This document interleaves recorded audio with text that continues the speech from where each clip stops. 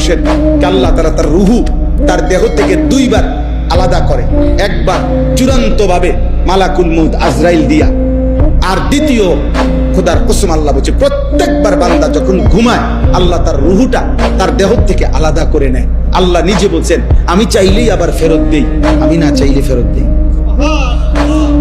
আল্লাহু ইয়াতাওয়াফাল আনফুসা হিনা মাউতিহা ওয়াল্লাতী লাম তামুত ফী মানামিহা ফায়ুমসিকুল্লাতী কাদা আলাইহাল মাউত ওয়া ইউরসিলুল উখরা ইলা আজালিন মুসাম্মা।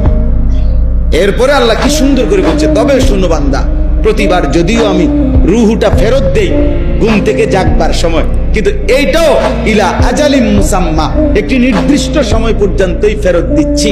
এই ফেরত দিলেও তুমি ধোঁকা খাইও না যে কোনোদিন আটকাবো না, না সত্যি সত্যি একদিন রুহুটা একবার নেব আজরাইল দিয়া, আর কোনোদিন ফেরত দেব না।